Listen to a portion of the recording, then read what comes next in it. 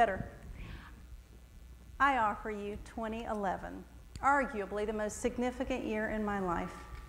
Not the year I married or gave birth or got a great job or faced some great tragedy or made some grand achievement. No, 2011 was simply the year I reclaimed my life. On New Year's Day, 2011, I bought my very first lottery ticket with 3 other lottery virgins. There you go. To a former homeschooling mother of 4, a straight-laced woman who followed the rules, the product of years of Christian fundamentalist private education. Even buying a lottery ticket was quite a departure, a taboo even. I had spent the previous 2 years surviving divorce, unemployment, financial ruin, loneliness, and returning to school. At some point, I realized I had just survived that for long enough. It was time to create the life I wanted from the rubble of the life I had. And so, stepping up to the counter and buying the lottery ticket signaled that maybe I was going to do things a little differently this year. Change began simply by putting in fresh batteries and stepping on my Wii Fit board. Every single morning, I peeled off every stitch of clothes I had and took off my glasses because they might weigh too much, you know. And I faced the edge of the board and I would put my left foot up and then I would put my right foot up, and just as my right foot completely landed, the computer voice would groan, "Oh." And every single morning, across 47 widescreen inches, would flash that. Transformation began when I woke up every day and stepped up to the board. It had been easy for me to lose sight of reality while I was busy surviving. I lost sight of how bad reality really was and of how different my life could be. So, for me, it took months of looking at the quantifiable truth about myself. Throughout that spring, I took advantage of my student status. One of those advantages was free therapy. Another one was the opportunity to do internships and to take tangible steps towards a new professional identity. So I went to therapy, and I moved to England for 5 weeks to do what I had been preparing to do. I caught a vision for Beth 2.0, and I liked her. The England internship was a no-brainer. When does a single mother of 4 in the middle of her life get to go to Europe for 5 weeks by herself?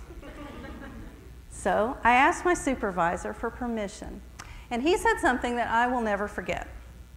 He said, "If this is something that'll help your career, you need to do it. I'll be fine without you. Your professional well-being is my top priority." Now, not only did I realize I had a fabulous supervisor, but I recognized that there are people pulling for me. I have a team in my corner. And now, after weeks of seeing that every morning, I cut down on my portions just a little. And I started doing a couple of half-hearted little exercises. And late that spring, I assumed a screen name at an online dating site. Now, I had not thought about men in a long time. And I was not interested in dating, mind you. I just wanted to kind of get the lay of the land from the comfortable distance and vantage of anonymity.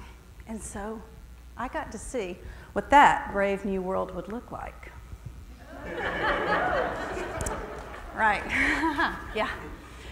So my companions on the England internship were 2 24-year-olds who were definitely not planning on a supervised romp in England with a woman their mother's age. So I scrolled through the available British men, and I contacted one as my backup social plan. I didn't have a car in England, so every day I walked up and down a 1-mile hill to the bus stop twice to get to work. And over that month, my clothes became increasingly baggy.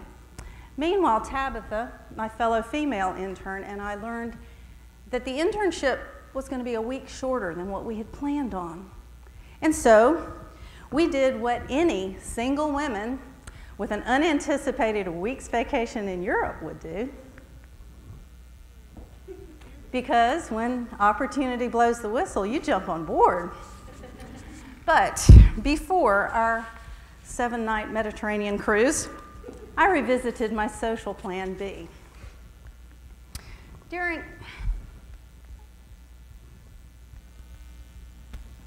During our weeks together, we 3 interns meshed, and it didn't seem like I was their mother's age, and we just had fun. So the last weekend before the cruise, I contacted the Plan B guy more out of obligation than need. So my first online dating experience was this. On a rainy afternoon in cold Sheffield, England, I stood at the end of the counter at the Starbucks on Ecclesall Road, and I turned to meet the eyes of, for lack of better words, a Greek god. Now, I don't know about your online dating experiences, but I don't think this is how they're supposed to go. My mouth went dry, and some long dead part of me quivered a little. And 3 simultaneous thoughts ran behind my stunned smile. I am a woman. 2, God has not forgotten me. And 3, life begins right now at the edge of this counter. I never knew what transformation could occur in my life if I just stepped up to the cusp of the unknown and then stepped towards it. I stepped up to buy the lottery ticket. I had hefted my weight to the Wii board. I had competed for the internship, and I had pounced on the opportunity of the Mediterranean cruise, and I even dangled my toes a little in the world of online dating. They were simple steps. At the end of the summer, I went to San Diego to visit my Marine son, who was stationed there after he returned from Afghanistan. He taught his mama to surf, and we lost a little at the horse races together, because you know, when you buy a lottery ticket on January 1st, it's a slippery slope to the racetrack. We ran on the beach together, and mostly I kept up with him. We paraglided together. I was open to the world, and that openness was transforming my own experience of the world. So back at Clemson, I swore off the campus bus and the elevators in favor of stairs and walking.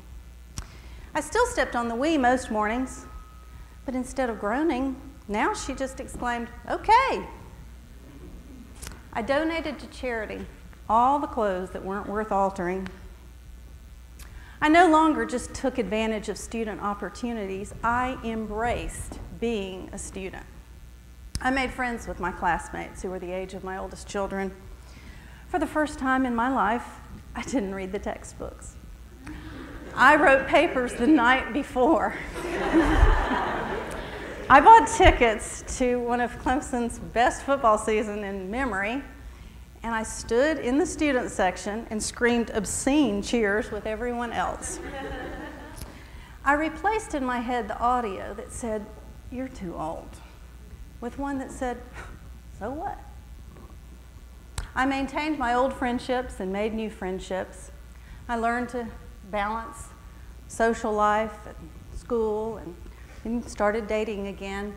I didn't get it perfectly, but I gave myself a break.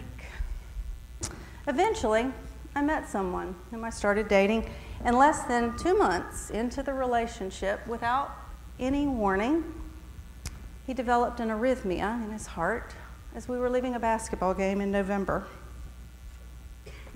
I dialed 911. No matter how many episodes of Grey's Anatomy you may have watched, you will not be prepared, I'm here to tell you, for the paramedics to apply a defibrillator to your boyfriend in front of you. I felt the adrenaline of that life and death moment as I stood again at the edge of the unknown. I felt the particular weight of being the only person on the planet at that moment praying to God to let this man live. I felt the weight of responsibility to notify his daughter, whom I had just met that evening, his ex-wife, his work associates, his friends, of his progress through open heart surgery. I felt the immediacy of being on the cusp of the unknown as the next step, and the next step, and the next step revealed themselves to me. And so, I come to the end of 2011, the year I took my life back. I traveled in the course of the year over 20,000 miles across the globe. But the steps I took internally, those were the significant ones. I look ahead this year in 2012, the year of my big birthday, the year I graduate from my master's program, the year I hopefully get a job and start paying back the student loans that financed my transformation. Thank you.